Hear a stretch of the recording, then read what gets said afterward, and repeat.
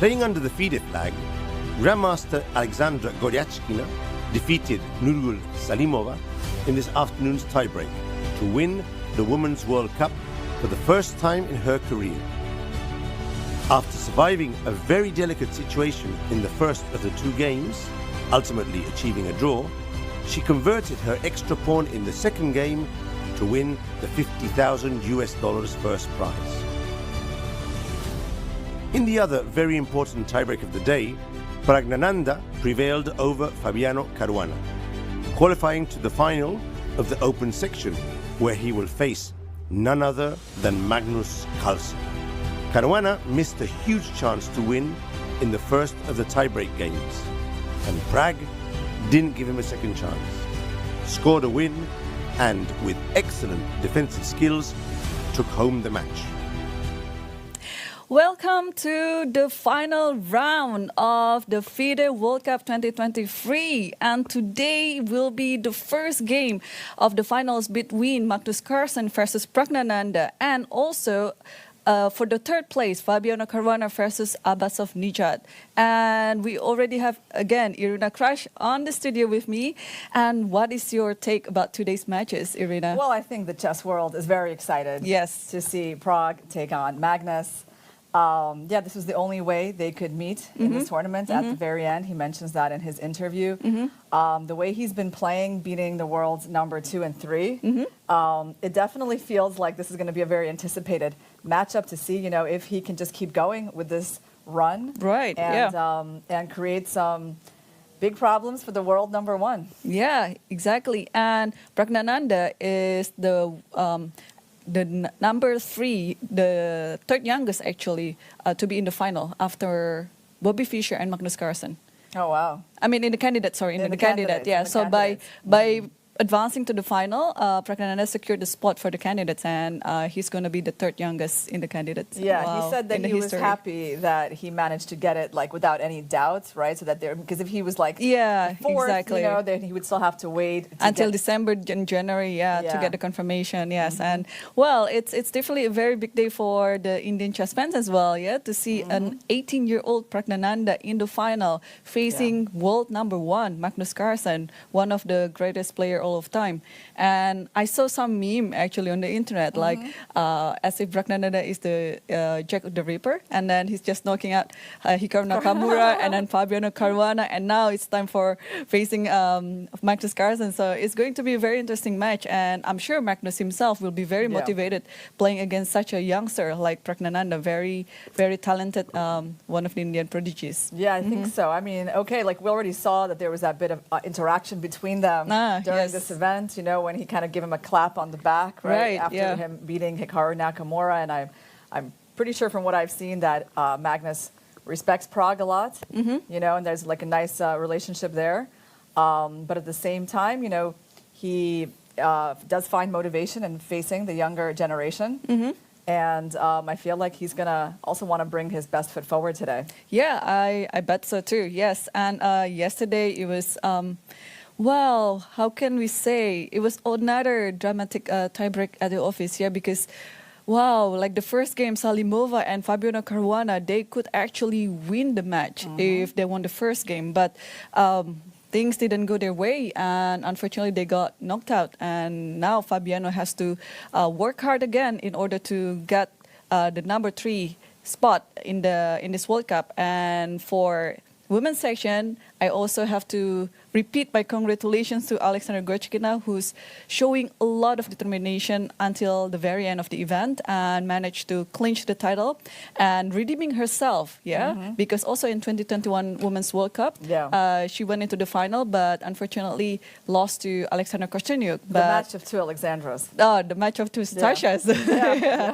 But this year's Goryachkina managed to win in the final and clinch the title, and also congratulations to Nurgul Salimova for such a stellar performance. It's an incredible run, really, a very superb performance by Nurgul Salimova, clinching the second GM norm and also securing the candidate spot.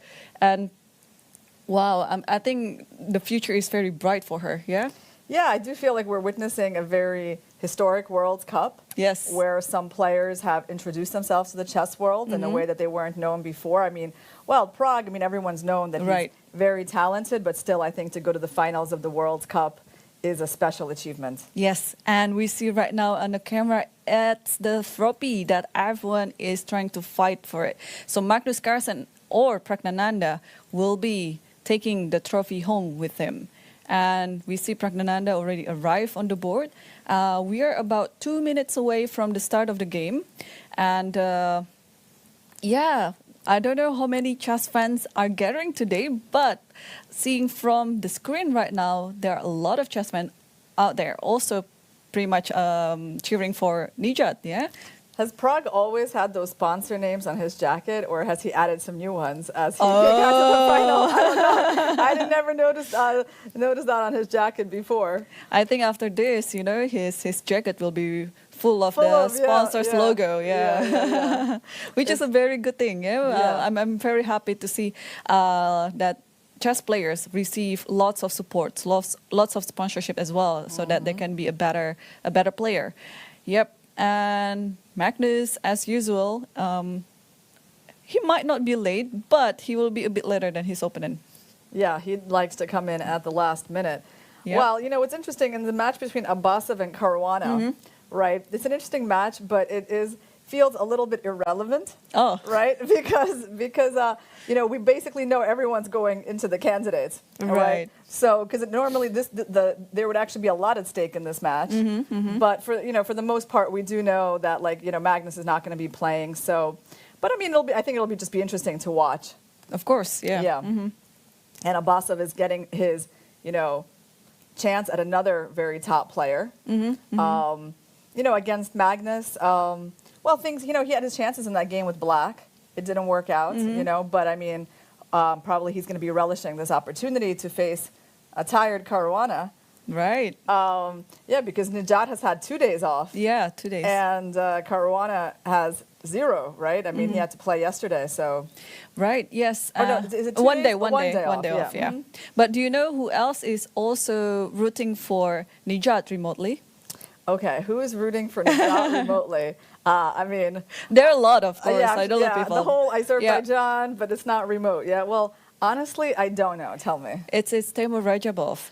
Yeah, and I think he's also streaming or maybe he's also streaming today too about today's game. So a lot of support for Nijat Abbasov. I mean, well, it is also already very historical for the Azerbaijan chess to have apart from Shahriar, apart from Rajabov himself, to have another player in the top level field like this.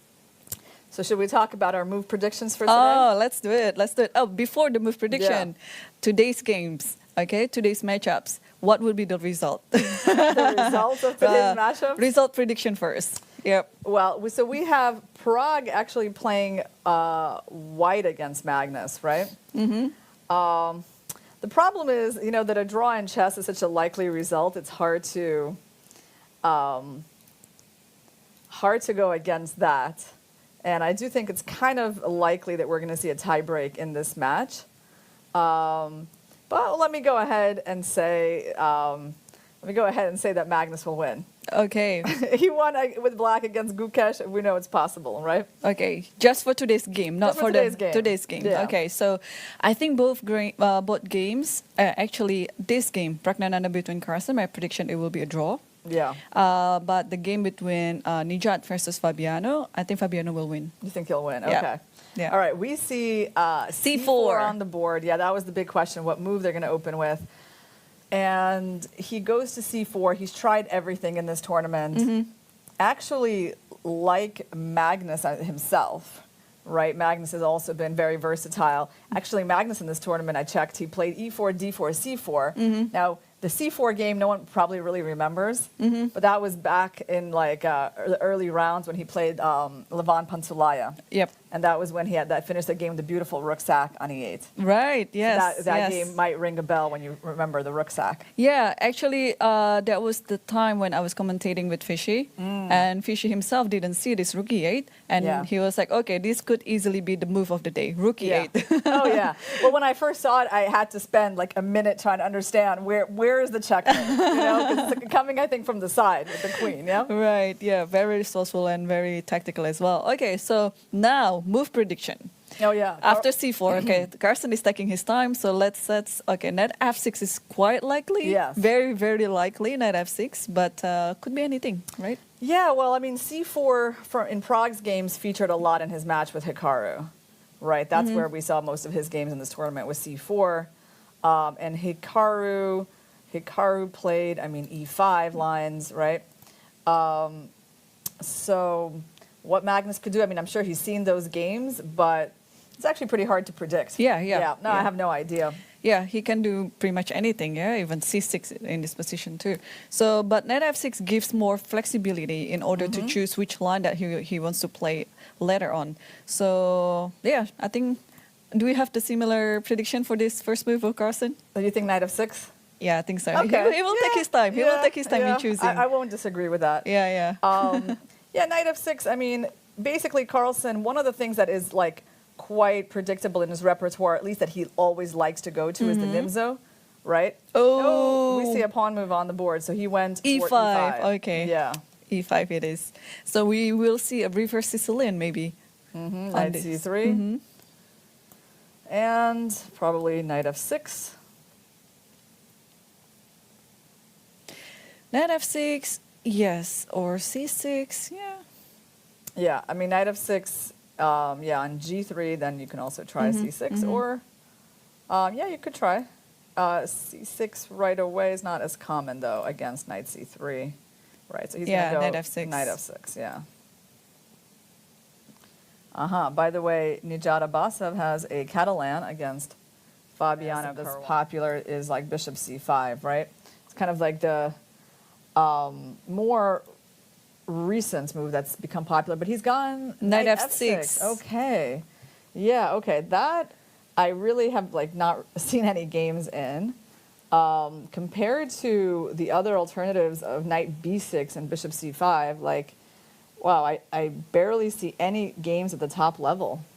Actually, Magnus has played it in 2020 against Ingduran. Oh, okay. Actually, yeah, that's right. No, I see it now. Barely any games, but those games have been by Magnus, a lot of them. Yeah, and against Nepomniachtchi as well. Yep, and he's been on the white side of this, I see, against Van Foreest. There's also been a game, Xiong Nakamura. Okay, so Naka has tried this. Yeah, you know, but again, somehow I've missed that, you know, compared to like the massive games that's in this move and Bishop c5. Bishop c5. Like this one is really relatively rare.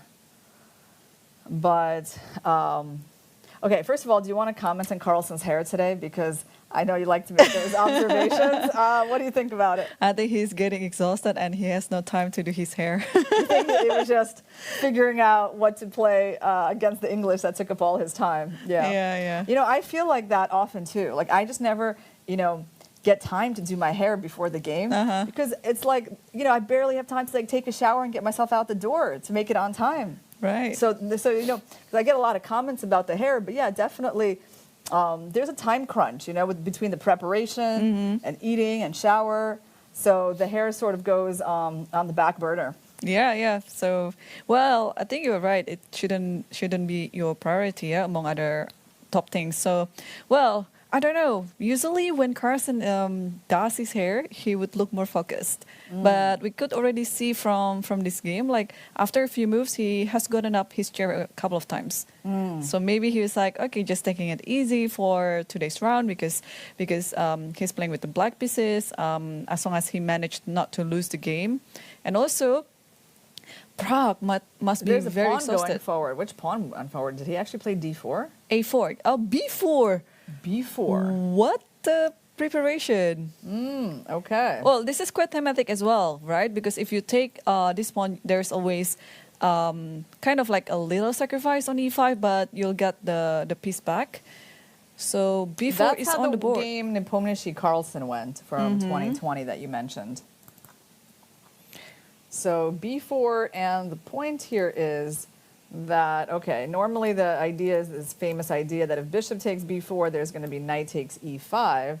So let's make sure that works for white. I think it does.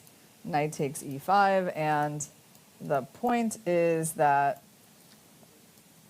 if knight takes, queen a4 check is winning back the piece. You gave up a b pawn in order to win an e pawn. It's a good trade, and you can't save this bishop because on that move, this bishop would capture the knight, and then you would capture that bishop. So that's the idea. Yeah, b4 is very common in a lot of these English openings. Obviously, you don't want to take it with the knight because, again, you lose that pawn, and the center pawn is more valuable. Yep. And on his game against Nepomniachtchi, Carlsen played a6. He played a6, yeah, very understandable. You know, but it seems like they move e4 is actually possible here. I see the engine is offering that move, which is a little bit of a mystery to me because ultimately it's like a trade of the e pawn for the b pawn. So I don't know if Carlsen is going to want to do that. So let's take a look at what is the point here. So here, a6, bishop takes b4, you know, knight takes, knight takes, knight takes. I mean, just purely visually, like obviously this position looks better for white. Yep. Right? Even though the computer doesn't seem to agree, but if you just look at it and you're like, well, center pawns versus queenside pawns. Yeah, and this bishop on c1 will go to b2, and it's already hitting on the king side. And what did he do? Bishop d6. Or d6, yeah. So that's different from what he did last time. And apparently there's no games with this move, right? So bishop d6 is something new. I think, I mean, he must be familiar with this, right? Because he didn't take that long on that move. Yep. So, well, I think he must have done his work as well because he had played a couple of games on this variation. And now I think Praggnanandhaa is just trying to recall what he's already prepared. By the way, about preparation, I saw Praggnanandhaa second in the lobby waiting for Pragg to come downstairs and probably, you know, have like last words before the game. And who's the second? Shyam Sundar. Okay. Another Indian grandmaster. Yeah, it's actually very common for many of their seconds. Many of the participants bring their seconds here, and I noticed since the very first day as well, they would sometimes wait outside the door of the playing hall before everyone comes in. You know, just maybe to have some last word or maybe some encouragement. You know. Yeah. And all the best wishes before the game. So yeah, it's actually nice to have someone like that to accompany you throughout the tournament. It looks like Carlsen is here on his own in this tournament, right? I think so. I think he's been receiving help remotely. Yeah. I think, I don't think anyone is here. Well, he had his friends in the earlier rounds. He had Arya and Tari, and he also had David Howell. Oh, yeah, David was here, right? Yeah, okay, and also Jordan. Jordan was also here. Oh, wow, and now he's been like left alone. Left alone, yeah. Yeah. Same with me. I have all my friends here, but one of them, I mean, one by one. Yeah, everyone is gone. Everyone is leaving. So. I know. It does get a little lonely, but you know, I'm actually feeling like more happy as the tournament goes on, as we get to the later stages. I just kind of like into this routine, you know, and I'm excited about the event and just like what we see every day. So for me, even though it's like, yeah, it's gotten, you know, quite isolated in a way. But yeah, pretty happy. Yeah. Well, you know who else is happy? It's Pragg's mother. Yeah. So last night was quite a highlight of his mother. And she should be proud, Mrs. Nagalaxmi. By the way, in Indonesian, Naga means dragon. Oh, wow. Yeah. And we have some kind of a dragon on the board today. Well, it looks like It's a dragon. The reverse dragon. Yeah. Yeah, exactly. Okay, so after bishop d6, b5 was played by Pragg, and now knight d4. Yeah, so I don't think you're going to want to capture that knight, yeah, because like the black pawn on d4 looks pretty good. In general, like I guess what is white playing for in this position? I guess the pressure on b7, right? Because it's going to be hard for black to play c6, kind of neutralize this bishop. That seems to be the main issue here. So kind of an obvious move for white after b5. b5, knight d4 is castles. Right? Castles, queen a4, yeah? Yeah. So after you castle, let's say, what is black's concept here? Okay, he plays queen a4, which I think is one of the engine's top moves. So he just basically wants to clarify the situation with this knight, which is hanging now. So I guess Carlsen is going to be exchanging on f3. And after that he's going to be castling, yeah? Yeah, I think castling is very logical to play, yes. And maybe you can throw in bishop h3 and then just normal development. Well, the problem with the normal development is always this pawn, right? I think that's really the whole the whole idea, yeah. Of driving in this pawn to b5, you know, just to prevent c6 from being so easy, yeah? So one of the things, that comes to my mind is definitely this move, because it's an attempt to basically get the rook out without having to move the bishop. Of course, I'm not threatening this yet, but... you just want to free yourself, yeah? At some point, I mean, at some point I could be. Like, let's say, what do you do? Like d3, right. So now, do I have bishop here? I feel like... You also can play bishop d7. I like this move. Bishop d7. But okay, bishop d7. But then I take, you just take that. I take, and then I take with the queen. Yep. Yeah. Or, yeah, So, how do we get ourselves unpinned here? Well, let's try this move, right? I mean, it just doesn't cost us anything to try. So then you take, that's the key. And the problem is if I take, you take, oh, actually, there's no recapture of the bishop. Because there's queen h1 checkmate. Let's show it. Let's show it. Yeah, that's kind of a cool checkmate. We don't see that one too much. Yeah.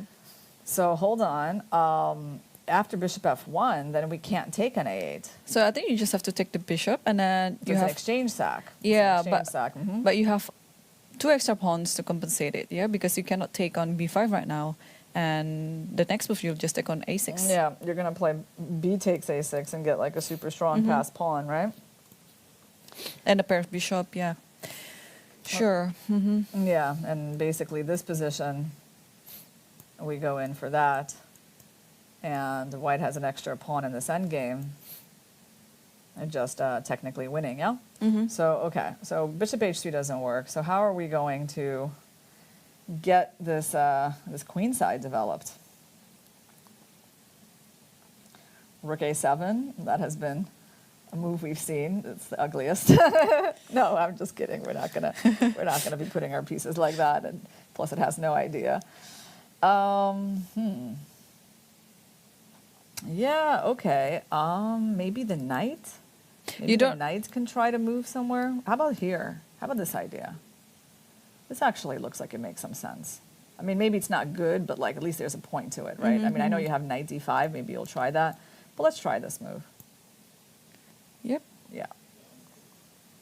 Yeah, this looks okay. And I want to go knight b6, and then I'll be free to move my b pawn, my a pawn. So here I would look at 2 moves for white. I would look at that, and I would look at that. And both of them try to control that square. I think if you play bishop e3, I can just play knight b6 or knight c5. Knight c5. But knight c5, yeah, knight c5 is good. Yeah, that's true.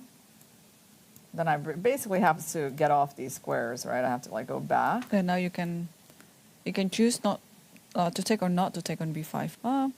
There's a very interesting move like this. Because I can try to put another knight on d4. Look at that, the knight from f6.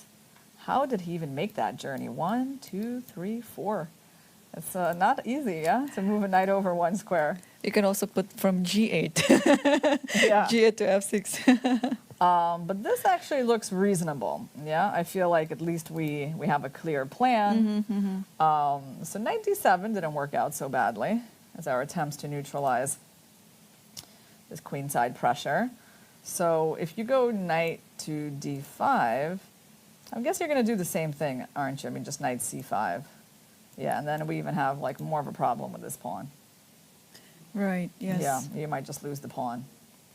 So, yeah, I can see the game going in this direction, but Carlsen, he's still thinking after queen a4. Like, he hasn't even been convinced that he needs to make that trade yet on f3. So let's see what else he's considering. Well, that knight is currently under attack, right? White wants to take it immediately. Yeah, or maybe moving the knight back. There's moving the knight back. There's a move that I kind of feel very doubtful about, just strategically. But I mean, let's just show people like why this is not good. I think it's not great because it's not like completely ridiculous. But the point is, you just take and then you bring the knight back, and I think strategically white is better because they've got the center pawn versus the queenside pawns, and it's just a nice structure. I think you can even throw in now knight b5. We can continue. You want to go immediately after this bishop, yeah, maybe even get your bishop here, stop him from castling, so that doesn't work. So what else can Magnus do? He's still thinking. So he can move this knight somewhere. How about knight there? Knight a6, okay. Knight a6, yeah. Yeah, this actually seems quite possible as well. Yeah, you want to put it on c5. Yeah, you want to put it on c5, yeah. So knight takes f3 is by no means the only move for black. Yep, so black has a few options here. I mean, here he kind of keeps the knight blocking the bishop for now. Right. Okay, so still, I'm just curious, whenever there is this stage happening on the board, it's like this transition between, from the opening to the middle game. I just want to know, like, until which point does the preparation of these players stop, Yeah. We got to get them in the studio to ask these questions. Right. All right, so knight e6. Let's carry on with a few more moves, right? So you want to go knight c5. I mean, this is not too big of an idea. I'll have like knight d4. All right, let's just castle. Castle or knight c5? I like castle. Okay. So now, I mean, bishop b2 is my most obvious. d3 as well.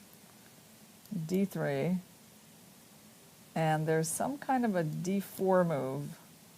But if you go e4, I guess I'm going to go knight e5. Pretty good. I have to calculate pawn takes, knight takes, bishop g3, knight e6. Seems to work. I mean, it seems like I can also do this move. But I would, okay, let's just go, I don't know, let's go bishop b2. Let's keep it simple. Okay, let's play knight c5.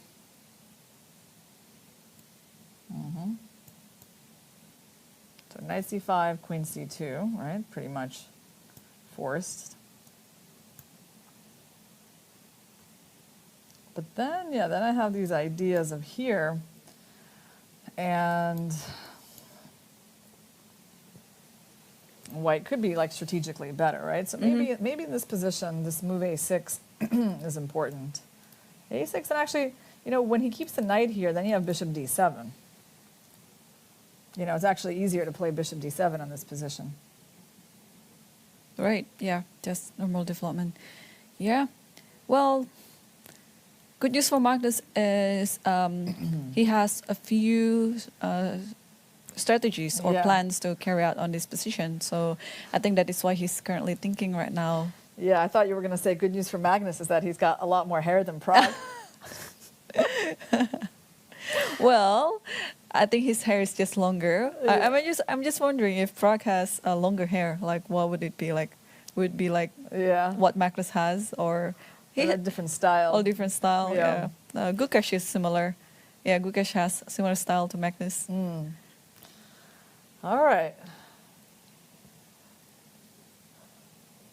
Yeah, it's funny because I know Magnus's hair gets a lot of attention, especially like in the recent years. Yes. You know, and I kind of sympathize with that because, you know, I'm a little bit like that too. You know, I don't really pay a lot of attention to these things. You know, kind of don't mind the messy hair.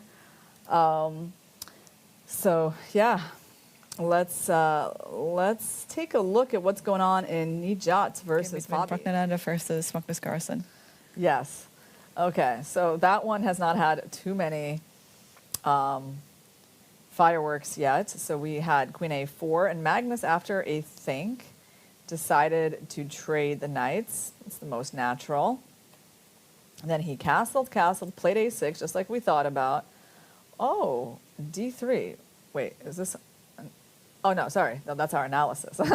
He just played A6, right. No, we don't have a move yet by Pragg. Actually, he just played something. So what did he do? D3.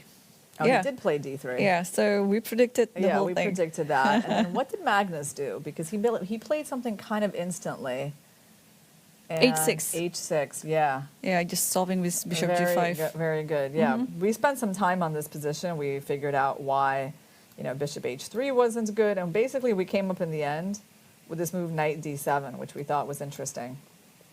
But Magnus just goes for H6. So he stops bishop G5.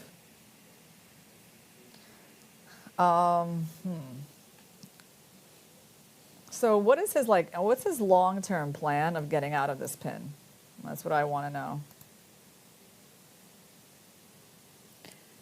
Yeah, interesting. I think it would be depending on White's move first, but yeah, some bishop moves. You know what it might be? So like if you put the queen here to get ready to connect the rooks, right? Because obviously that's actually why he didn't do that, right? He couldn't go there because bishop G5, and then there's a problem. So that's what his move H6 is about. In general, bishop G5 was already a threat, so Magnus has played a very sensible move. So you want to go queen E7, and then you want to go bishop D7. So then when I take this,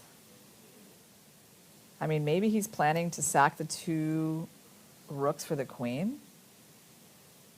And he thinks that that is like a good position for him. Let's just try. I'm curious to try it. Like, let's say... Yeah, let's do queen E7. yeah, let's say we just do nothing for white. I just want to play a couple of moves like this. Right? Just get into this position, like somehow like that. So this... I'm sorry, no, not like that. Like bishop takes G2, B7 here. So you actually can take these rooks. But I think the bishop gets trapped. Yeah, C6, yeah. That's the point. So it's not just, you know, you have these two rooks that aren't doing much, but also this bishop might not be getting out. So I think that's his point. Yeah, that's a very good point. Queen E7, I like this move. And yeah, getting rid of bishop D7. Yeah, so... basically, he's going to connect the rooks on the 8th and go bishop d7. Yeah. Okay, so queen e7 might be Carlsen's follow-up idea. It's got some coffee. Or tea. You never know. Oh, I bet it's coffee. Usually people don't like drink tea out of that kind of cup. You know, so I'm thinking in combination with his hairstyle, it's like it must be coffee. Ah, I see. Great question. It's a great question to ask him, right? Yeah, Michael, if you're listening to this. Yeah, we're feeding you more wonderful, deep questions. Yes. So, yeah. Anyway, so H6, this queen E7 is a very good idea. I like it.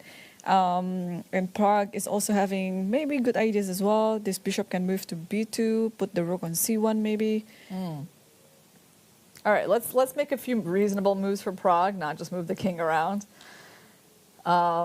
So where is this bishop going, right? Is it going to E3 or is it going to B2?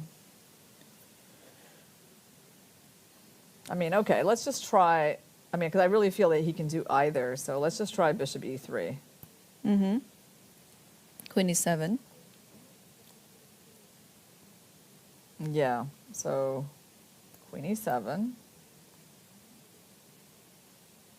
At some points, this queen can move back, and this bishop actually gets caught in a little bit of a problem. But I don't know, like if I go here, you can take, but then my knight comes in, your bishop is not able to move. Like this position feels like it could be better for white, actually. You know, sort of, I get the bishop pair. If you place, you can't even play c6 because I take and play bishop c5. I want to play in general a4. Yeah, it could be problematic here. Yeah, I mean, we can try to play rook d8 and then c6, and I don't know how bad that position is.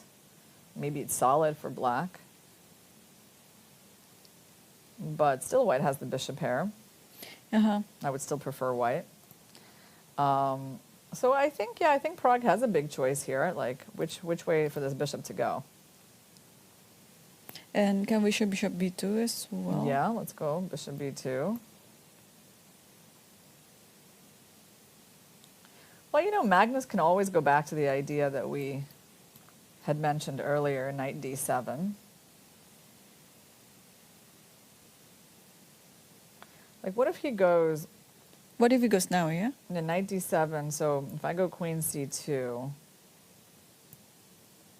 Okay, we're not going to take. We're going to leave that tension. Maybe we should go for this. Protecting the pawn, by the way.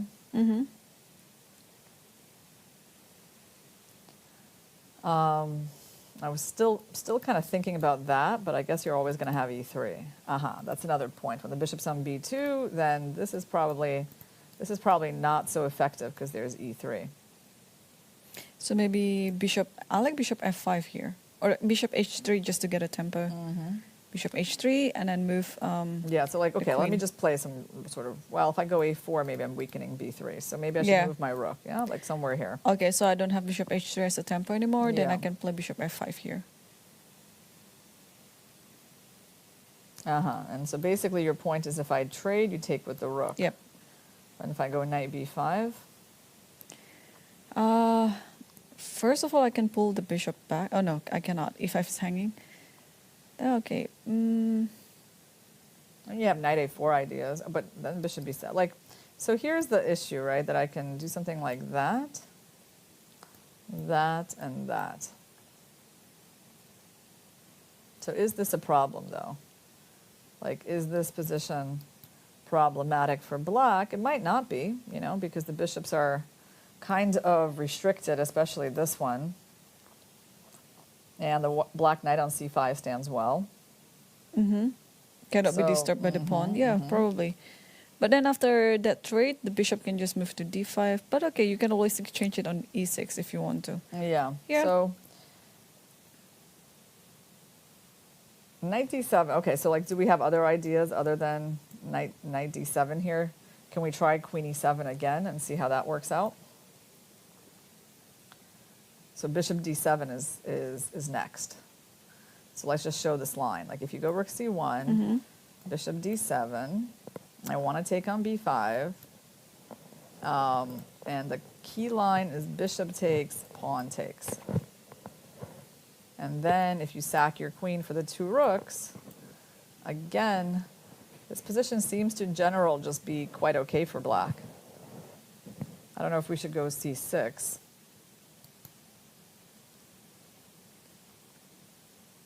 c6 is still the first move that comes to mind, right?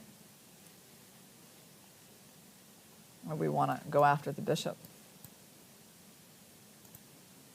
Yeah, c6 looks okay. You have to A4, try to use your rook to b4. get in. Yeah. What? Maybe. Knight e4, yeah? Knight b1 is bad, knight d1 is better. Knight d1, I think. Yeah, why? Well, not clear yet, but let's see. So my idea was this, and now I can't go after your bishop because this is hanging, yeah? Ah, that's one cute line. Yeah. I think knight b1 is worse. It's because, hang on, so knight b1, yeah? I was thinking that maybe you can just play queen e6 with the idea queen h3, knight g4. And there's some idea like, okay, queen e6, if you take on c6, I think, can you just, you want to do that? We can try to use the knight, to guard things, So, okay, it was quite tricky to see the difference between these moves. There's some kind of move e4 here. Nice. But I think it's just in general that, like white's pieces are not really that well coordinated here, and somehow the queen and these pieces are ready to cooperate well with each other. That's what's going on. But I think that's definitely an idea for Magnus, this bishop, queen e7, bishop d7. But we have a move from Prague. And he did bishop a3. a3. It's not even something we considered. Is that a good idea? Okay. So this one is actually forcing, after queen e7, you have to take, otherwise bishop a3 doesn't make sense. Yeah, you're saying like after this, you're going to have to trade, right? Yeah. And then I can take with my queen, probably. But pawn is also possible. Okay, so bishop a3, it's funny because I guess we didn't really see like the strategic necessity of trading that bishop off. So none of our moves were trying to get that bishop off the board. Let's see what Prague's idea is here. There seems to be like a lot of possibilities for black.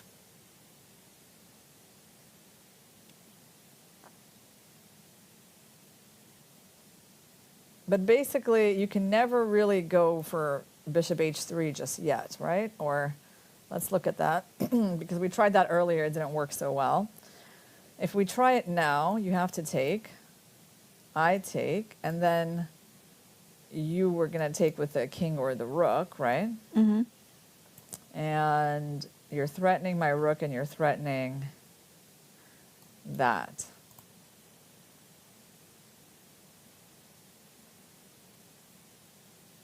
But now I think you can take on b5, yeah?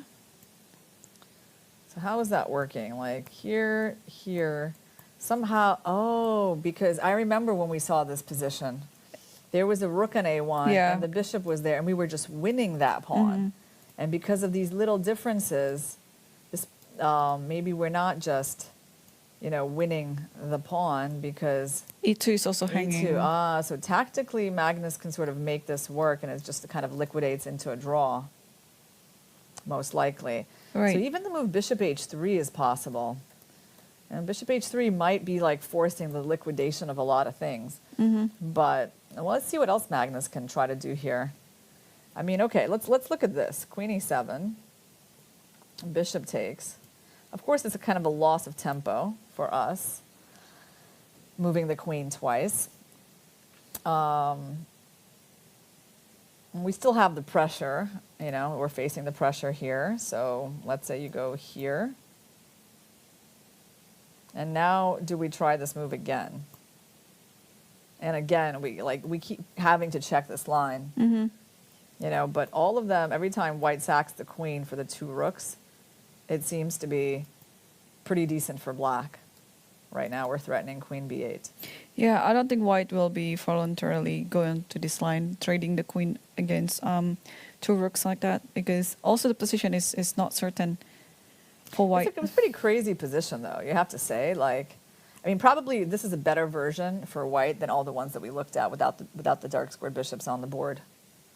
If you look at this, it's not easy, I think, for a human to make sense of this position.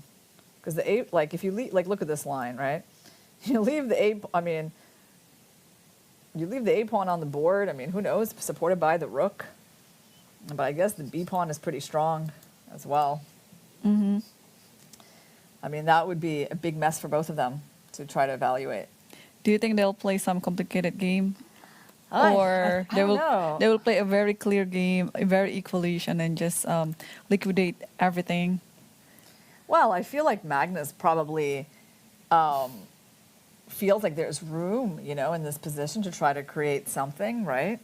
They're definitely like they've been on their own for probably a few moves at least. And does he just want it to be like a quiet game and a draw with the black pieces? I mean, probably not a scenario that he is against, but I feel like he's probably going to see if this position gives him some room to outplay white. Right. So we are going to take our first break, guys. Yep. So simple. Okay. Yeah, but we'll come back to that game after this break. But don't go anywhere because during the break, we will show you the recap video of the Women's World Cup. So stay tuned.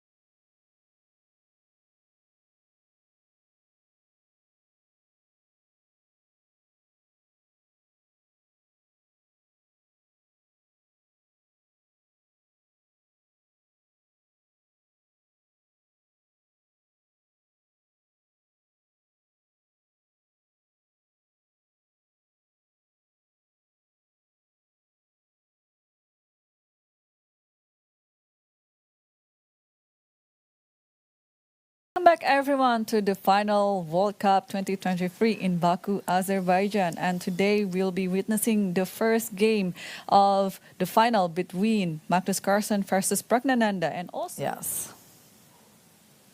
So after a3, he thought for a long time, right? Sorry, after bishop a3, he thought for a long time. And he played rook b8. Surprising. For sure. So he is getting the rook out of the pin. But let's try to understand his point. Because, you know, my first question is what happens on that?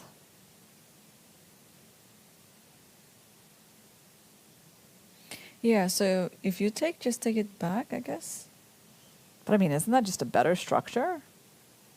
Like, how can that be what Carlsen is going for? Like, if he's just going for pawn takes, I would be, well, I mean, I would be surprised, but I would definitely be surprised. But is there maybe there is some sort of tricky idea involved here? Like, maybe there's a bishop d7 move? Like, you know, just creating tactical problems here? Like, that I could sort of see. Like the only thing I can see with this move is that, like, there must be some tactical point, because I don't know, I just don't see him wanting to play the structure. So there must be something like ba6, Bishop D7. bishop d7, attacking the queen. And then, of course, if the queen moves back, then you take on a6, right? Mm-hmm. And you're actually trying to target that bishop. So let's show our viewers. So b takes a6. Yeah. Yes, bishop d7. And he's just tactically creating problems based on that bishop. Because on queen a5, there's probably b6. Mm-hmm. So on that note, maybe instead of taking on a6, Yeah. white will just take on d6 first. Good point. But then, okay, at least, it's maybe a more reasonable structure if I take. By the way, do I have some sort of intermediate moves? You want to take on b5? Yeah, I mean, I don't think I have it, but I was just thinking, I was like, yeah. No, I was thinking if I do have that, but I definitely just lose because you hit my rook. So bishop d6, and now I have to figure out which way to take. So if I take with my queen, you're taking, and I'm still going to have that isolated c pawn, which I've been trying to avoid. So yeah, this must be his idea. I mean, like, I don't love this solution. I don't know. I still feel like white's got a little bit of some initiative on the queen side. But maybe it's not much. But intuitively, I don't love it, Yeah. So, all right, let's see. C takes d6. Just put rook b1 maybe, yeah? Yeah, I mean, I guess there's no point b7. taking. Yeah, that's right. Rook a b1 makes sense, yeah. I guess you want to go bishop e6. You want to just kind of play against that pawn, maybe play d5. I guess, but then you might lose this guy. So, okay, let's just try rook a b1. And you're probably going to, I don't know, take on b5 or what? Or bishop b7. Oh, bishop d7. Bishop d7. But bishop d7, I can just pull the queen back to a3, attacking d6 or b4. Or even b3. Yeah, or but queen b3, there's bishop e6, right? Maybe, no, I think this move is reasonable. Queen a3, yeah.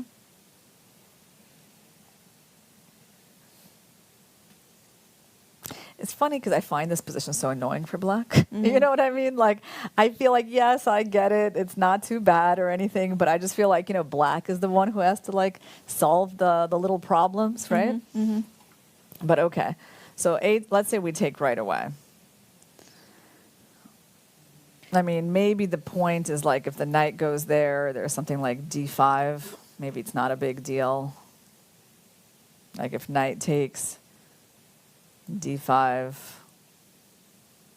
bishop e6 next. Yeah, I mean. So queen takes? You want to take with the queen, yeah? Queen takes and probably just play knight d5 next move or something. Mm-hmm. Rook fc1 also looks good. And then like that, something like that. Or queen b4. I like queen b4. No need to exchange the queen. It's okay. Queen b5. Bishop d7 and queen b6.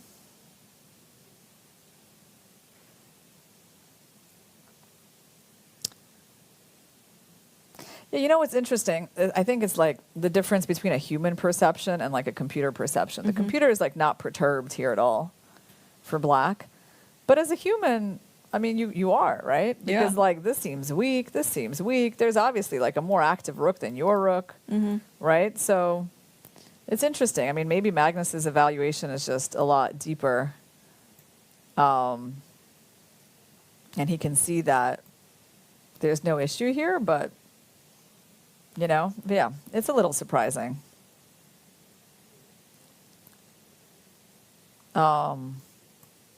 Yeah, so we sort of neutralized everything. Things like that. Yeah.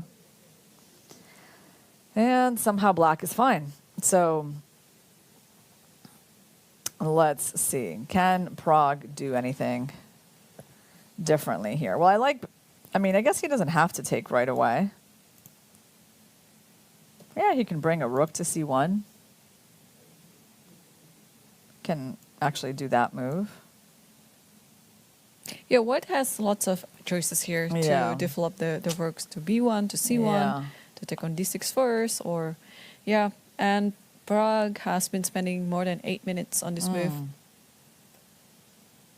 Yeah, well, we saw that basically this requires like definitely some deep calculation, but that seemed to be like a more clear way to solve the problems, right? Because when you move the bishop out, you protect the rook and you're kind of ready to take there. So you're kind of forcing them into this line, right? It just goes very forcing, like this, like this. Oh, no, I keep forgetting to do that. Rook f1. Yeah, you take on a... How about if you take an f1 with the king? Oh, let's figure that out, because it's a little different. So if I take there, queen takes, bishop takes, rook takes. I mean, does white stay up a pawn in that line? Because let's take with the king. Well, what's going on here? Is there something I'm missing? Like, we just keep taking. Yeah, but and maybe take on the take here. the a3. Yes. No, Tricky. because I was like, if you take with the rook, I'm just up a pawn, right? Yeah. So I thought this was an improvement for white because he gets to keep his rook protecting the pawn. But actually, you don't take that bishop. You take this bishop, and then you have bishop b2. Yes. So black will stand better after that. And yeah, that's why rook takes f1 is getting played. And then we were seeing this line where like everything gets liquidated. And this one was quite okay for black because these things are hanging. Right? So that was, I guess, Magnus's most clear path to equality after bishop a3. But he chose rook b8, which is kind of complicated. Yeah. Rook b8 is a bit of a concession. And what did we look at knight d7 in this position too, or was that? Oh, we looked at queen e7. Queen e7. We didn't look at knight d7. Yeah, not in this position. Nope, don't think so. Yeah. No, I mean, okay, probably it's not the best, but it's because it's always playable. All right, so he goes for rook b8. Doesn't solve the problem immediately. And when I say the problem, I mean the problem is the pressure on the queen side. Right. You know, the problem is that this bishop is quite strong and that white has space there. And that's what the move bishop h3 was trying to do. It was really trying to force the issue on the queen side.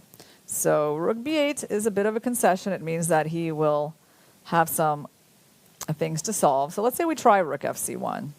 We get out of bishop h3. Now, do you go bishop d7? Do you trade on a3, take on b5, go c6? I mean, it's a lot of moves. Like, okay, this one comes to my mind. How bad is this? I just want to take, you take, I take, really forcing, and then just c6. I mean, it actually feels, solid in a way. The question is, how strong is your knight? I doubt it. It's just like, maybe you can just move the bishop else. Bishop e6, so it's very neutral. Yeah, and then like I can always protect, yeah? Yeah, I also would feel pretty safe, I guess, as black. Yeah. But queen c5, isn't there like knight d7?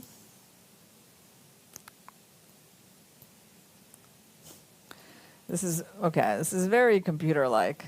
The computer is still trying to say that there's some pressure here on this queen side. And after queen c7, knight b5? Or... Oh, queen c7, rook c6. That is it. That's it. Ah, nice point. Yeah. So it just kind of continues, like the line gets crazy because white has to do some crazy things to justify this play, right? They have to like take the pawn, get themselves into some sort of pin, then, hope this works out, right? I mean, yeah, it can get very sharp here. What if I take? Are you just going bishop d5 and like black is down 2 pawns. But the problem is with the knight, and now you have to protect it. Rook Yeah, d1. yeah, and it's okay. I mean, I don't think we're going to be seeing stuff like this because it just seems like so crazy from both sides, like for it to be entering this stuff. But I mean, it kind of feels like. I mean, it kind of feels like black is risking more. Yeah, down 2 pawns. Knight b4. Wow. Knight b4, you're trying to win the knight. I mean, look at this line. Like, how is black supposed to enter A3? lines like this? Yeah. And then I give it up for 1. Then we're in some rook endgame. Like, look, here we go. We've analyzed it down to a forced rook endgame. And now we can start, Takes and then going for, this stuff. I don't know. Did I do it the best way? Maybe not. Oh, it's interesting that. Maybe just go to a8, yeah? Yeah, interesting that this is considered this is very anti-intuitive, right? Because like automatically you put the rook behind the pawn. But here the computer is actually suggesting rook a8. Because the rook cannot be behind the pawn, that's different. If in this position the rook was on c2, then maybe it's not a very good move. But now the rook has to protect it on the 3rd rank. But this is still quite instructive that he thinks that the chances to hold this are better. Letting the rook be on the side. And he thinks this is a better defense than this, which for me is news. I don't know, because they both seem kind of possible, right? Well, for this, I think it's quite thematic. You just have to put the rook on e3 and then bring the king out. That is why I think you have to have the rook like on the other side of the board. So rook c3, and then I'll play rook so d3. So you want to go rook e3, rook c3. Rook c3. So if you attack my a3 and e2, I'll put my rook on e3, and then I'll move the king out to f3 and so on. So you plan to put your rook here, and then move out your king towards this. Yep.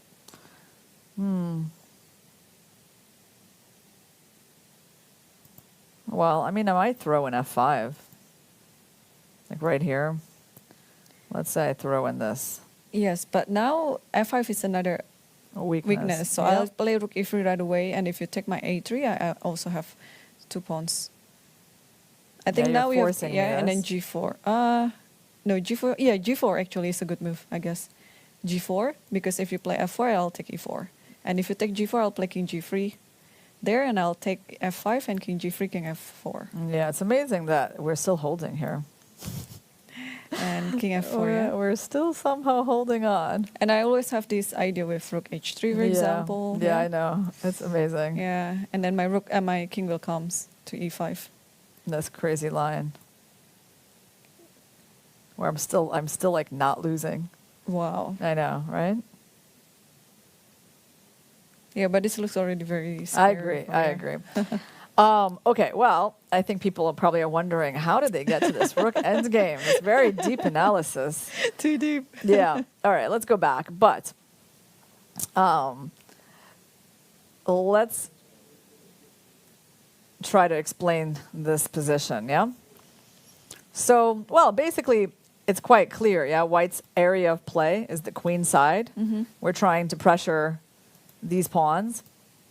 And therefore, this is a quite logical move. Yep. Right? So we started with this, and then it went on. And he actually did make the trade on d6 first, which we talked about as well.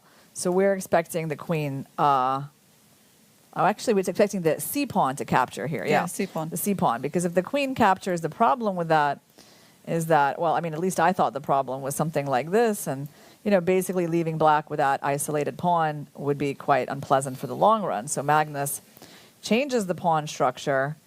At least he's not going to have an isolated pawn in the case of that trade. But still, the queen is a little bit annoying on a4. And, yeah, white's pieces, of course, are like more active here. Right? So this is really about black neutralizing things. Actually, here's the other thing I want to say. Why I don't love this move is because... it's obvious that he can't play for a win from this position. Like, that he's not thinking about playing for a win from here. He's just trying to equalize. So if that was the goal, then bishop h3 did the job in a more direct way, right? So it wasn't like, he was able to create something interesting to keep the game going. Like, I actually think this is pretty simple, obviously for white to play. And black's chances of winning this are, well, they're low, So he's still, I think, in the mode, like, where's the equality? And he might get it, yeah, because, again, the engine doesn't see a problem here, but I feel like there's still, the next few moves are going to be important. Yeah. So what do you think will be Praggnanandhaa's move here? Pragg's move, yeah. Okay, so, well, there's only a couple of options that make any sense, right? So there's rook c1, like rook b1. Rook b1 threatens to take. So probably there's like bishop d7, right? If you go here, probably bishop d7. But every time you play bishop d7, this pawn hangs. And we kind of looks at that, right? These types of ideas. Yeah. And then you can defend things like that. Wow. I know, wow, right? Right, wow, because it's just not the most obvious. Right. And somehow you hold on. But it's like it feels unpleasant. It feels like we need all the accuracy, to like not let things go wrong as black. So yeah, I don't know. It just wasn't not my cup of tea, this position for black. Probably here rook fc8, yeah? Yeah, but look at this line. Okay. Here I just see something the computer is giving as like rook here, and they were allowing this. Like, who would allow that? Right? And it just seems crazy, even like looking at rook c5. Okay, maybe this is more normal. And you cannot play bishop c6 here because of queen d6. Or maybe you can. There's rook d8. Oh, wow.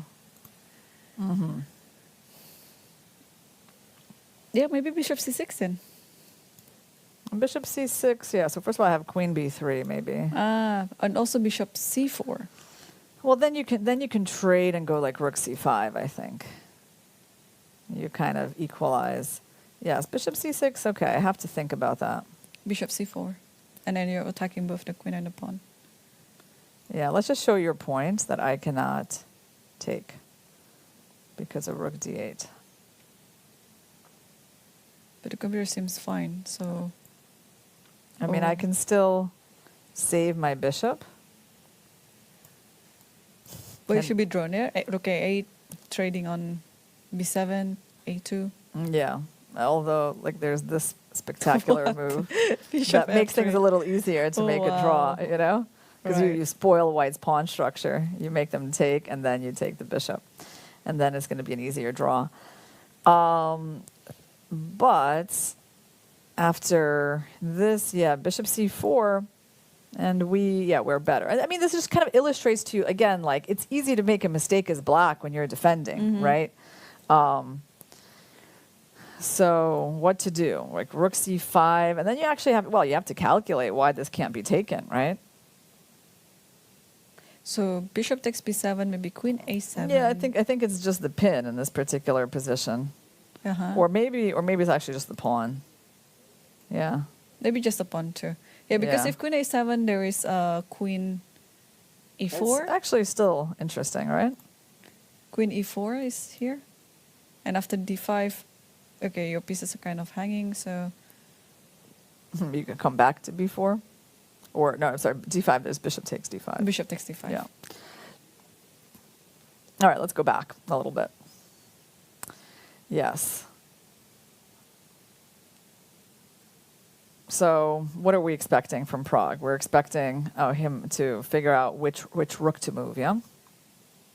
Which rook to move. So let's say, again, we're looking at this, so we just spent some time on that. I guess you could try maybe just to clarify things right away. So what did he do? He did move a rook. He did to the other rook, I think, the A rook, probably. We'll have to move soon. Yeah, the rook is on AB1. F1. Rook AB1. So, okay, he did play that. Very natural. And I'm thinking, okay, maybe taking is is better so that the queen continues to protect d6, right? Yeah. And the bishop doesn't have to move on c8 yet because it's needed to guard the b7 pawn. So after taking on b5, maybe queen takes b5. Yeah. I mean, one of the engine moves here is this, but I mean, really, like, I don't see like that being very intuitive to a human player, like just refusing to take the pawn. So I think we should stick with these moves first. And if Pragg plays queen b4, then we can all be shocked. And but that has a point, yeah, because after queen b4, you want to take the b5 pawn with the knight, but why can't you take it now, right? That's the question. Like if you want to go for this plan, you can just take knight takes b5 right now. The difference is maybe because there is bishop d7. Yeah. So, well, which way is the most natural? Is it knight, or does knight takes just kind of give? I mean, does black even want ideas like d5? Like, how important is a move like that? Did we try d5 before? We did. We actually kind of mentioned that that's a possibility. Yeah, Magnus takes on b5. I like that. That I understand. He is, clarifying things. And now, okay. So if queen takes, at least there's no d5. But then there is this idea. And there was something a little bit strange here. Yeah, very important, tempo. That's the thing. Like after this queen trade, this was very important, the attack on the c3 knight. Because otherwise you can't get your bishop c6 in. Yeah, and also how to protect d6, yeah, you see, Pragg immediately captures back the pawn, right? Because, I mean, it's just too much for a human brain to contemplate, right? So he takes with the queen. Okay. And yeah, I think this is what Magnus will be trying to do because he knows this bishop needs to be neutralized. So I think this is definitely possible for him to calculate. So either you put the bishop there, or if white tries to stop you, you trade, you get the tempo, quite a natural line, and pretty much they can't take the pawn or this pawn. Oh, he does something else. What did he do? He plays bishop e6. Bishop d6. Yeah. Bishop d7, yeah? Oh, no. The bishop is on d7. Okay, yeah. He did play that quickly. Okay. Yeah, so here we go. This, and this. And this is, this is maybe how the equality is going to happen. Right. So you know what? He played so accurately. That's the thing. Yeah, his judgment was good. Yeah. It was not annoying the way I was thinking. Maybe it would have been annoying for me, but it seems like for him, he was able to, just find all the right moves. Yeah. Well, he's the number one for That's a right. reason. Yeah. His accuracy is very close to the engine. And, okay, so the knight's under attack. And, of course, you don't want to put your rook in a pin. This is just going to lead to trades. I mean, this is leading to trades. So should we try this one? We haven't tried that one yet. Yeah, we haven't. What to do on that?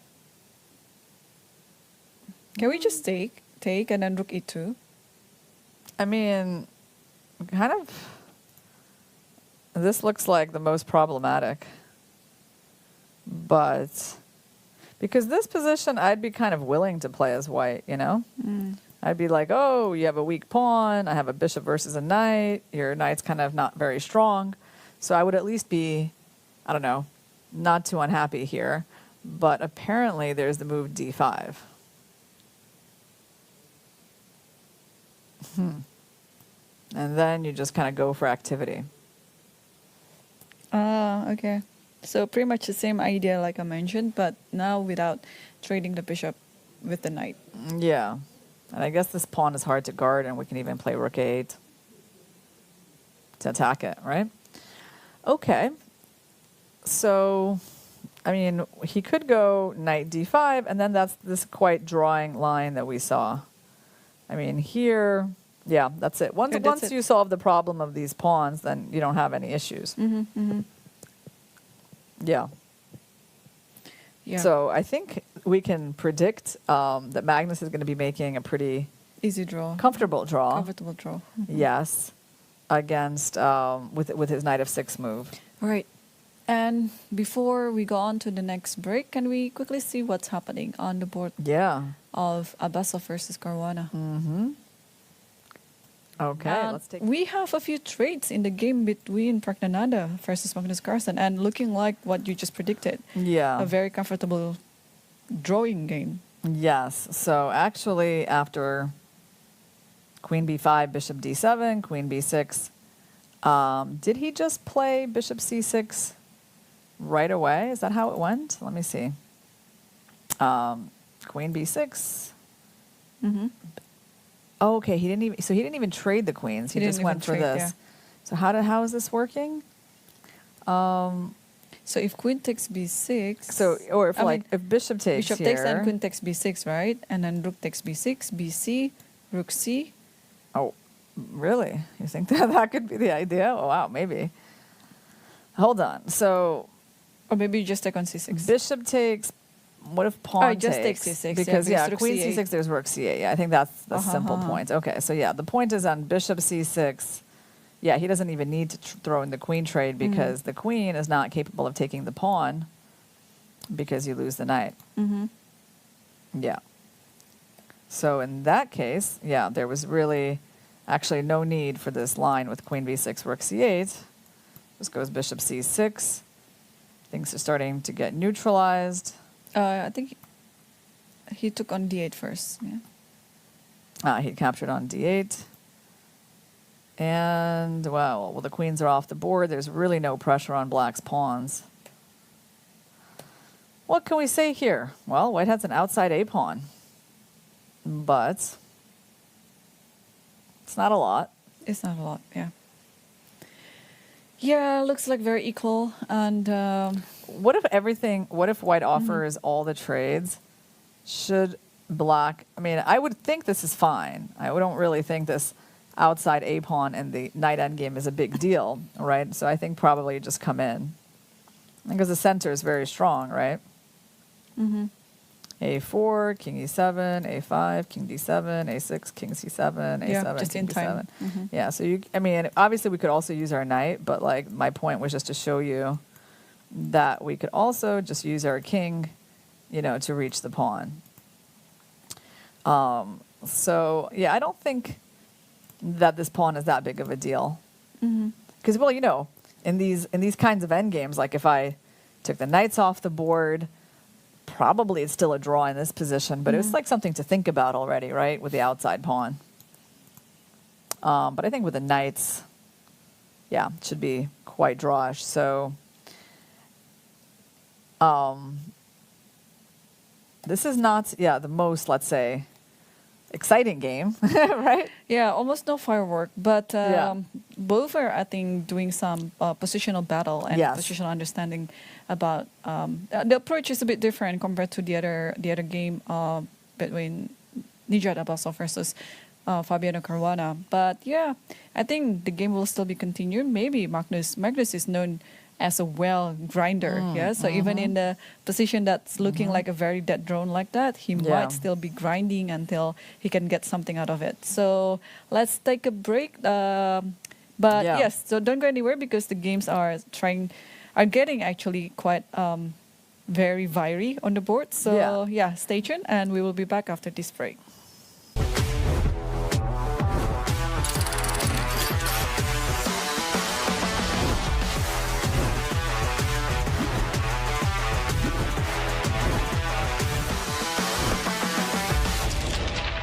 Azərbaycanın təbiətindən, Naxçıvanın torpağından süzülərək gələn təbii suyun sirri, Sirab. Hər damlasında həyat var.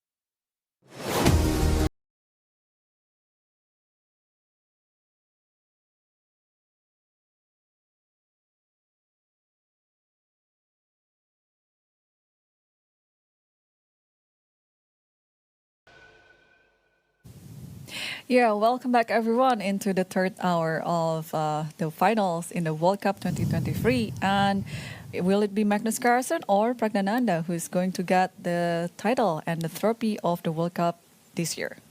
All right. Well, for now, we got to look at the endgame that they have in today's game. So last couple of moves.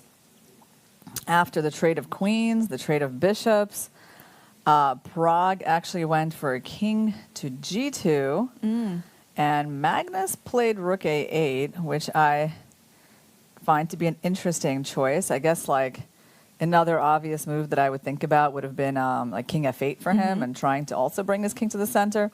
Like in a way, I feel, you know, despite this outside pawn, black has like this very strong center, right? If you kind of trade off enough pieces and maybe like get your king, you know, activated, like maybe, you know, theoretically black could have something to play with here. You know, I'm just trying to think of some scenarios where this doesn't end in a draw, like in a couple of moves, right?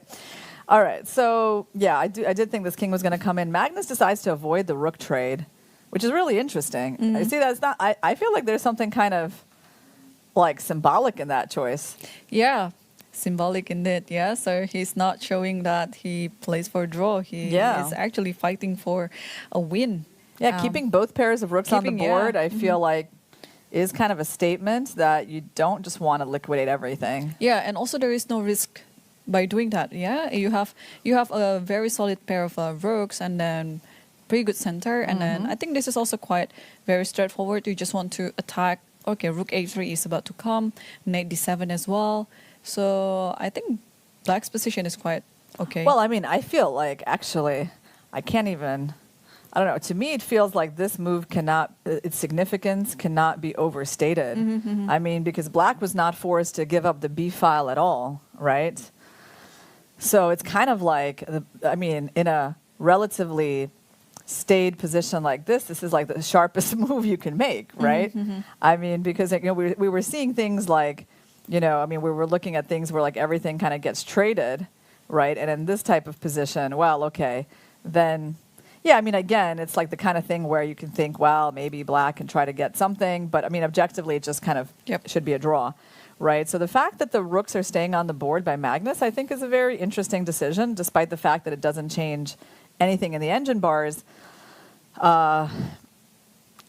feeling. You know, the engine bar is very neutral about this decision.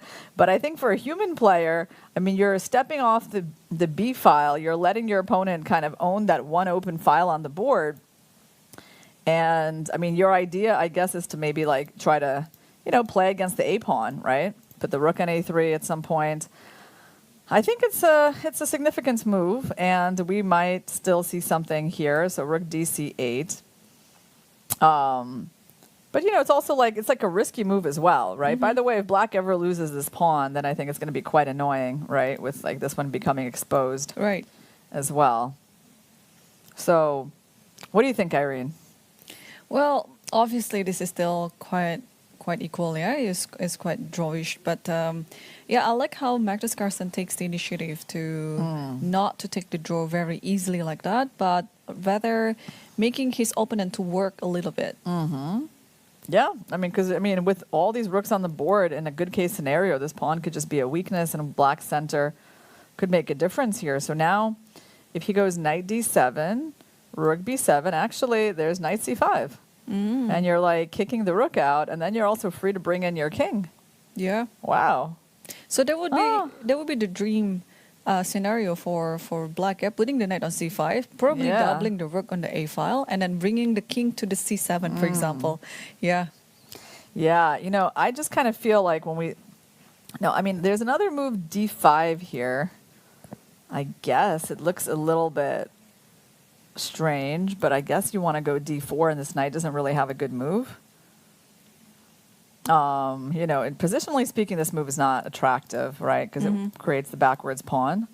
But given that I don't actually have either of those moves, like, it could be something to think about as well. So, actually, some nice choices for Magnus. And I guess seeing this position, ooh, and he went for d5. D5. Wow. Yeah, amazing you know, Magnus is trying to create a game out of this end game. Right. And maybe showing, Pragg, like, okay, I'm not going to give you like a completely easy draw, but maybe Pragg should have thought a little bit more before playing King G2, because that wasn't like the most incisive move in the world, was it? Exactly. Or maybe Pragg was just kind of like. Wait, did we have a game that just finished? Oh, let's take a look. What just happened? Wait, did he win? Did he just win? Did we miss all of that? I think Vabi made a quiet miscalculation. Like after bishop e4 and after knight. He played queen b4. I can't believe we missed all the action on that. All right. Wow. I can't believe it. I couldn't understand why he was setting up the pieces so early. Oh, wow. That is very dramatic. It's also it's something that you shouldn't do. You kind of like feeling like everything is on the king's side. And by playing queen b4, this is like a very significant wow. So he just thought he could pile up on this pawn. Look at the fans. I think they're excited, even though today is what? Is it Tuesday? Today's Tuesday, yeah. No, they're excited to get the. I mean, beating Fabiano in like 26 moves is crazy. I can't believe it. Okay, so hold on. He attacked the pawn, and he thought White didn't really have a good way to guard it, but White just took the knight on h7 that never should have been there. Remember that knight? Yep. And then he just comes in, and then Fabi realizes like, oops, there's a fork. And there is knight g5 as well. Yeah. Any sort of fork, by the way. Yeah, that's painful. So I mean, basically, wow. I mean, he can't even take the pawn. His knight is far away. Who's protecting this king? Who's protecting against this threat? White has like made a choice here to just win the game. Well, let's just show like the basic point. So on this move, which win do we prefer? Which one do we like? F6, maybe. I mean, this one is kind of cool. That is also knight g5. Because you're basically going to get that. Yeah, and on this, you get that. And if you take me, I just get a checkmate. So it's like, I mean, White is really for having a choice here. I mean, you can go knight g5. I mean, you can just take, obviously. Yeah, queen takes. I mean, you can take here, but this is the boring way to win. There is one idea though, like instead of taking, yes, and knight f6. Yeah. Knight f6, if gf, okay, you can just take the queen, right? So you have to play king h8. Uh-huh. Okay, trying to follow your thoughts here.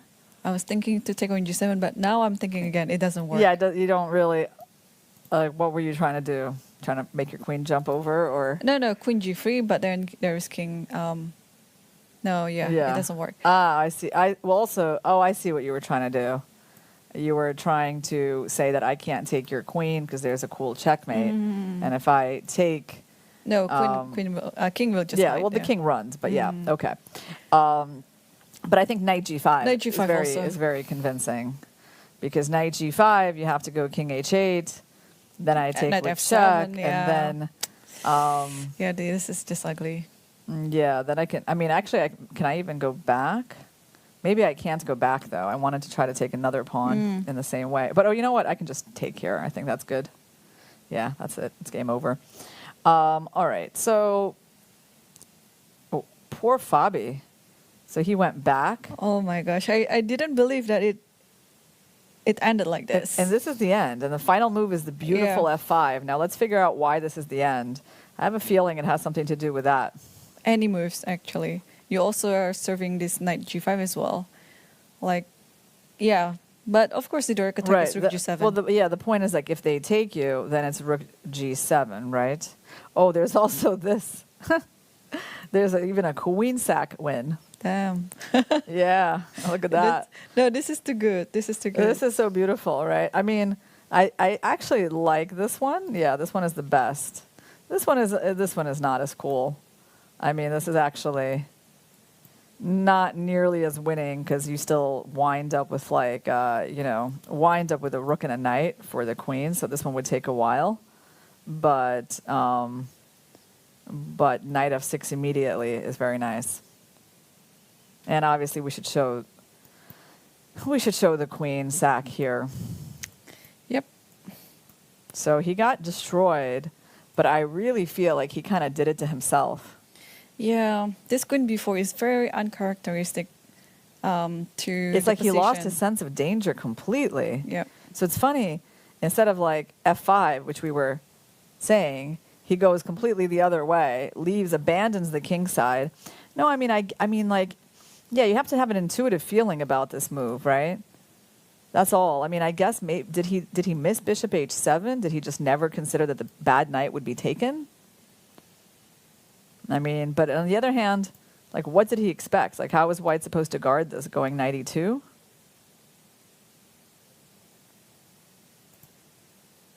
Yeah, I mean, the queen has to stay on e7. This is kind of natural, right? Because it's a forcing move. And then coming in with the knight is also natural because we know all those ideas are there. So I don't even know. I can't explain it, actually. Like, I really can't explain what he blundered here. Well, poor Fabi. Yeah, I think maybe, I mean, looking at this game, you actually get the feeling like he was really impacted by yesterday's loss. Result, yeah. Yeah. But I mean, Abasov, like, what an easy win with the white pieces. Yep. 26 moves, really flashy, right? And those pawns, they got to e5 and f5 in the end. He got it in the end, yeah. And also end. this knight e4 idea. Yeah. He got it in the end. He got everything He in got the everything end, in the end, yeah. Wow. Okay. Well, tomorrow Fabiano will be playing with white pieces, so let's hope that he will make the comeback that's very much needed to secure the tiebreak, actually. Yeah, but it was a very good game by Abasov, yeah. Very dominant straight out of the opening. And yeah, unfortunately Fabiano just blundered, and as you said, losing his sense of danger and eventually lost in such a way. Okay, so this is the final.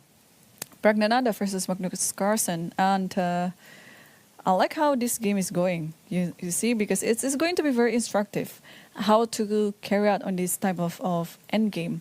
Black is doing everything he's needed to keep the game alive, not to be like a very dry drawing endgame. So we have this position on the board, knight d7. So after rook c1, d5, and rook c2 by Pragg, yeah, defending the pawn, so his knight will be free to move. And I guess if black would have played d4, where do you think this knight would have gone?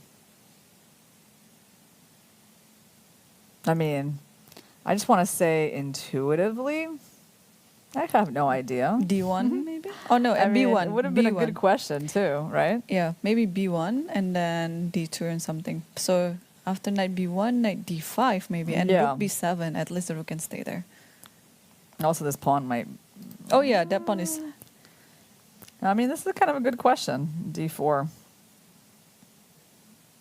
Because I didn't like this move for this reason. Now, maybe white still has a draw here, but I was kind of afraid of that pawn just coming up. I mean, I guess you can attack it, and if I move it, you take that one, and everything is still fine. I mean, it's kind of a cool line, right? It's like, who knows? Rook D5 maybe, yeah? Yeah, rook d5, and I guess I don't have time for this because you take, and when my rook comes down... First you can have rook D2. Funny, isn't it? Rook D2. Let's show it. Let's show it. Yeah, that's nice. So I'm thinking here because I'm like desperately trying to promote my pawn. But Irene has come up with the beautiful, rook D2. Although, wait. we're listening. Oh, I was thinking, why don't we just take on B2 and rook B4? I think that's simple. Wait. Okay, what is wrong with first this? First of all, okay, you know what it is? They move out of the pin, and actually you can't take. You can't take. And you can't take, and actually got to move the rook and then lose that one. That's pretty funny. Right. Yeah, so in fact, what you got to do is just take the rook, and then actually you get B4. behind it, and then white is fine. Yep. Well, there are some sharp lines involved with pawn move d4, but I mean, it's true that other than this, like pretty much all of these moves are possible. Knight b1, I mean, well, knight b1, there's knight d5 to look at.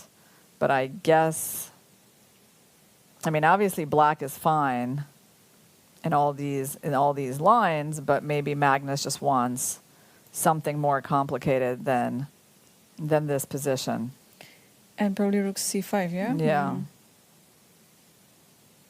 Probably that. Is that a draw?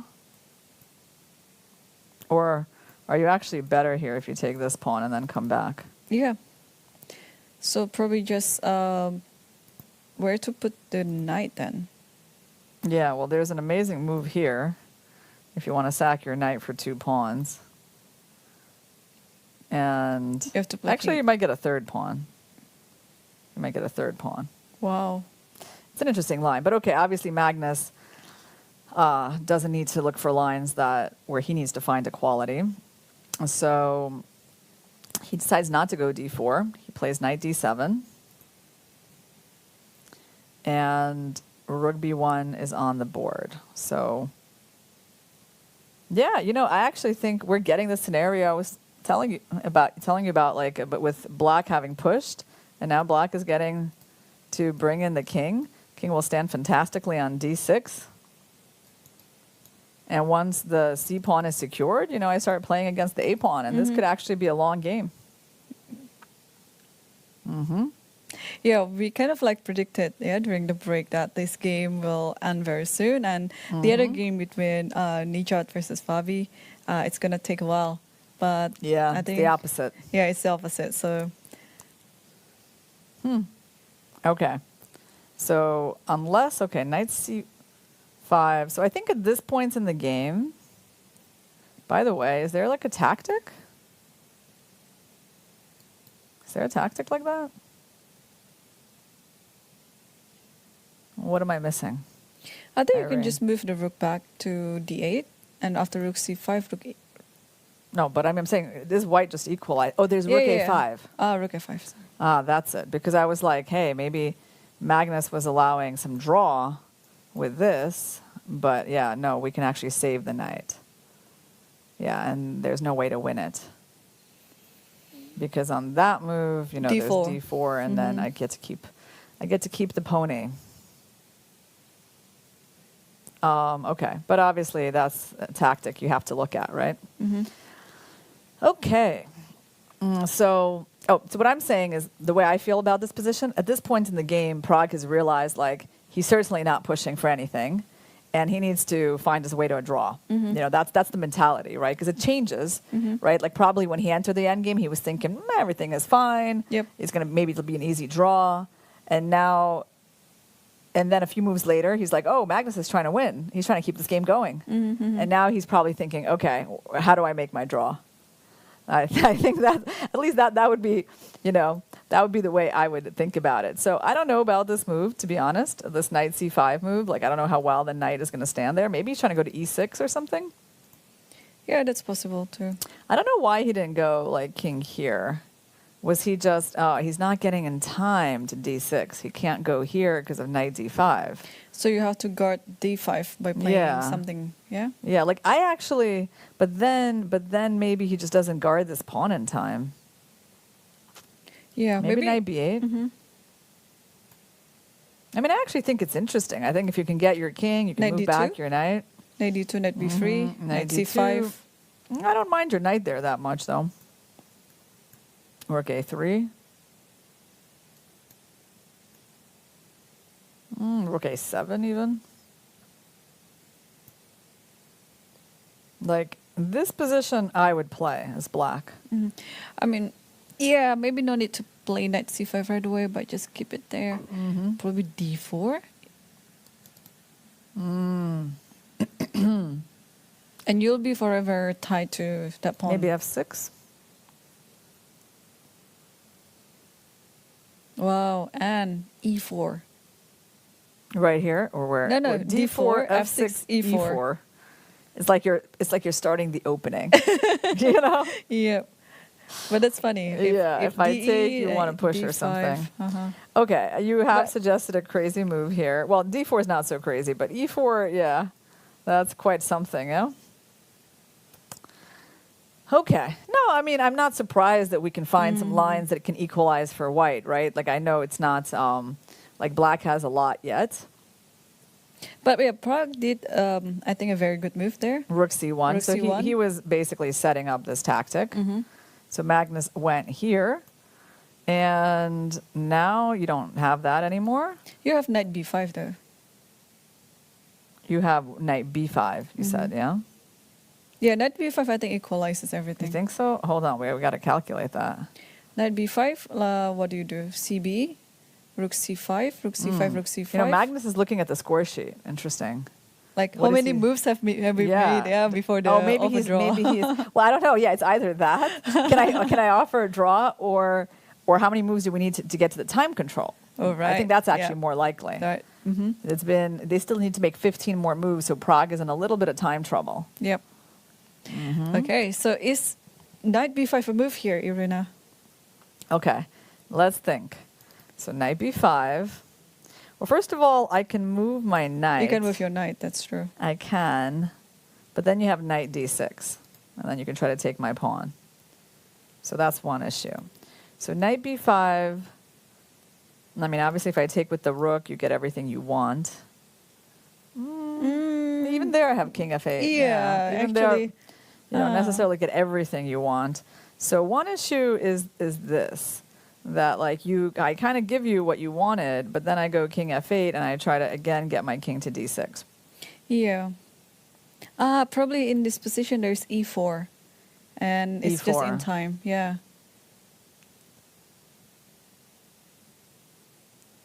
But I have king e7. Yeah, king e7, I'll take on d5. Yeah, you're taking on c6. rook c6, yeah. Rook c6. I forgot So maybe about if there that. was no e4, then black could just comfortably put the king on d6 Yeah. and rook to a8 perhaps, and it's okay. But e4, yeah, I think it seals the deal. You are really fighting for that draw, huh? I mean, what else can white do in this position? No, I like e4, actually. I think you should force the issue Yeah.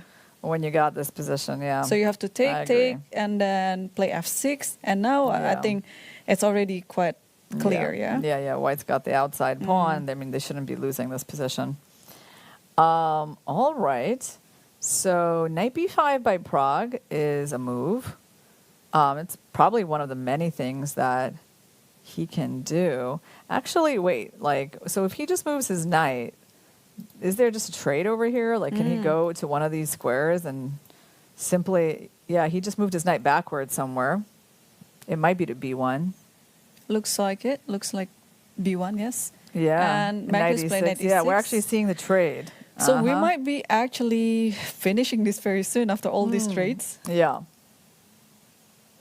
Well, Magnus tried a little bit. I think that's the right move from him. Yeah, he seems to know where this is going. Yeah. So after you take on c6, rook c6, rook c6, rook c6, rook a2. But there is knight, but knight c3, but rook c2, yeah? So this knight is tight. Rook Knight c3, rook c2, and now... Got to be careful with d4. Oh, look at that. Oh, wow. And then in this don't line, stop, yeah. White's up a pawn. So you have to take on e2. You take on e2, and it's like a draw. It's very drawish, yeah. Yeah, although, Pragg has the slightly weaker pawn. And after rook takes e2, it's exactly 30th move. So Yeah. shall you put your money onto this line? Oh, yeah. Thanks for offering me to put my money there. That's been going so well. But yeah, let's see. So we have knight b1 on the board and knight e6 on the board. So Pragg is thinking. He has to take, otherwise c5 is coming. And it's not so clear anymore. Yeah, well, also knight d4 is the big one. Yeah, no? knight d4 is coming. You don't want to play e3 in this position. Yeah. Yeah. So I think Well, he has yeah, to take. right. Like, you can play that, but I think really C5, he yeah. really should simplify. So let's just look at this line again. Takes, attack. So there's different ways to guard it, but you don't want to do that. Knight Knight c3 C3 is is the very simplest, logical. yes.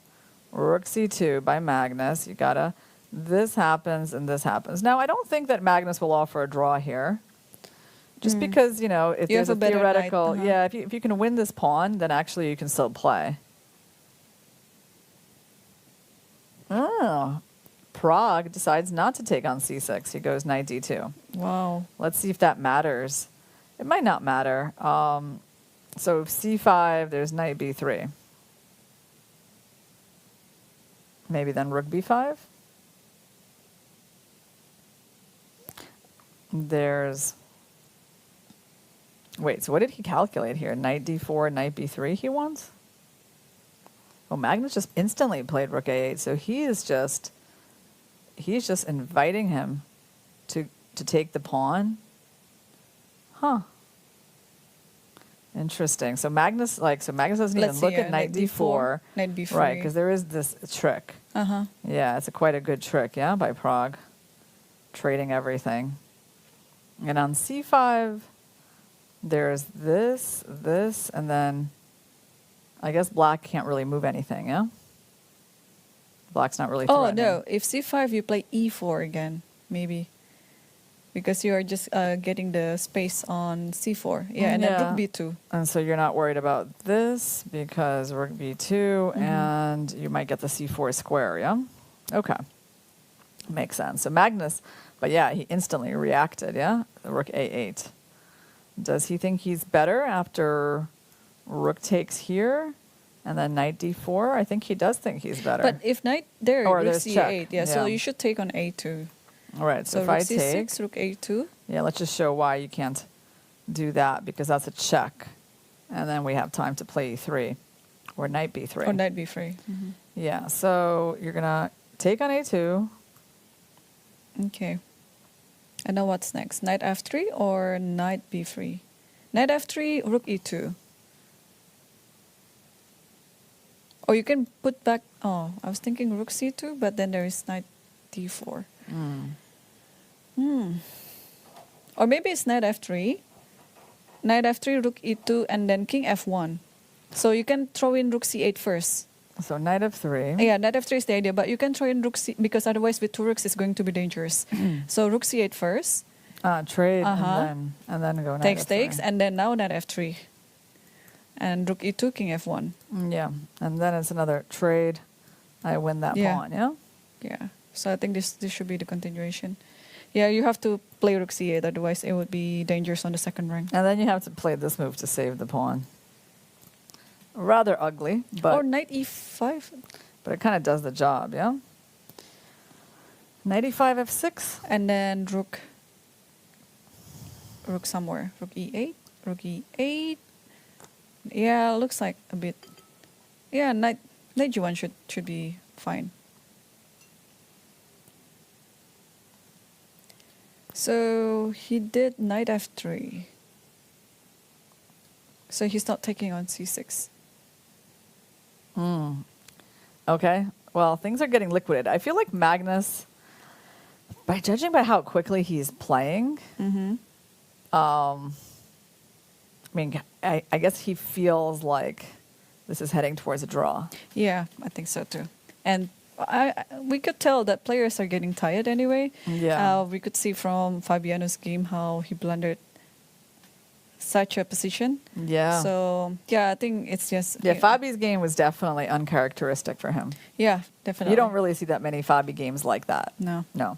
No, not at all. I mean, he's a lot more tenacious than that. Yeah.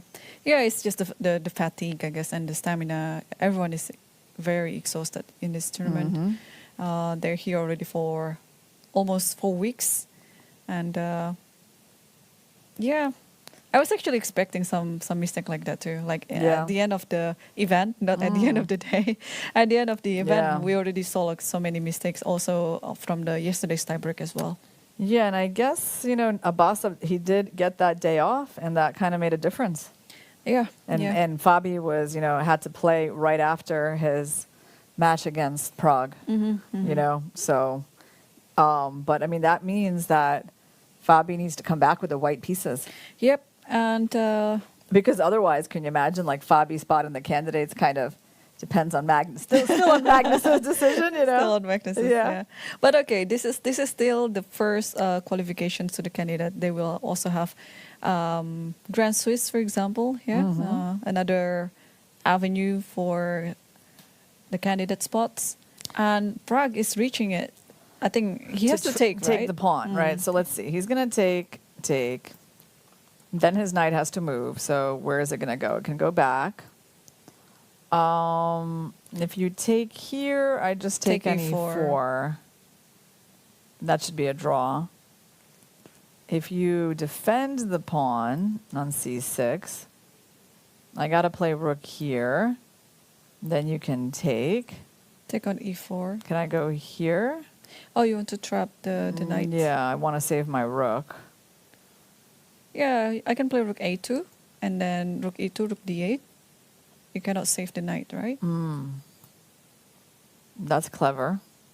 So you're just going to take, huh? Mm-hmm. And you have to take the knight, otherwise e3 is there. Yeah. I mean, I can take... Well, actually, you can take e4. Why has white lost all their pawns? I guess it's okay, but rook d8. Yeah, and how do I equalize this? I'm still going to be... I'm still going to be down a pawn, right? Uh-huh. And then rook takes, 3 against 4. Okay, but then this will just go on. Yeah, rook c8 and then rook e8. Yeah. And then king goes to f1 maybe or something. Yeah, it should be drawn. Right, but like, there's no way this is going to happen because like Pragg isn't going to give Magnus some position with like the extra pawn and to play this for another hour or two. No, so hold on. So let's play carefully here. So e4 is on the board. So we're expecting, okay, pawn takes, reasonable. Pawn takes knight d2. Knight d4. Okay, he captured. Knight d4, rook c4. Knight takes e4. Now, knight takes e2. Now we can think because we have choices here.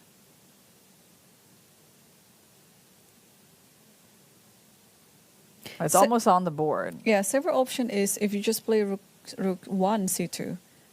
But then rook a2. And then you take on knight and takes take on e4. And then that does look safer, but hold on. Okay, Magnus actually didn't even go for this. He went for e3. But e3, knight c4, rook a2, yeah?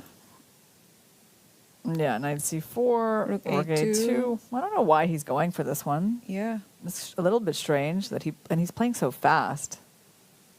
Okay, there should be like many lines to make a draw, but okay, knight c4 looks very tempting to play. Yeah, okay, knight c4 is definitely the right move because we don't need those double pawns. And I kind of wonder why Magnus is even interested in this position. Maybe knight d4 now. Yeah, maybe because he wins that pawn. Yeah. Because if it wasn't for that, I wouldn't really see why he would want this. Yeah, totally. And you have to takes, and then black does win that pawn immediately. Yeah. So rook c4 maybe, yeah? How to continue this? I still don't really get like why he went for this position. But I guess I can't really get... Yeah, I guess you can always get the knight out. Okay. Also rook d2, knight d4, yeah. So things are getting traded off very fast. Are we going to have our earliest day ever? Earliest day ever. Oh, wow. Oh, I know what it is. It must be that Carlsen wants to play Title Tuesday today. Oh. What an incentive. Yeah. No, I mean, should we make some bets on whether he's going to be playing Title Tuesday? Oh, he will. You think he will? He will. The question is which Title Tuesday? One of them or both? Because the late Title Tuesday starts at 2 a.m. local time. Oh, 2 a.m. local time. Yeah, that's rather late. Yeah. And the early one starts? Good question. The earlier one it's 1 p.m. New York, so it's probably like around 9. Could be, yeah. Probably 9 p.m. local. 9 or 10, or something like that, yeah. Okay. Well, those are very important events. I like to watch Title Tuesdays as well. Yeah. So, well, we will see. We will see Magnus again tonight, actually, very soon, maybe on Title Tuesday.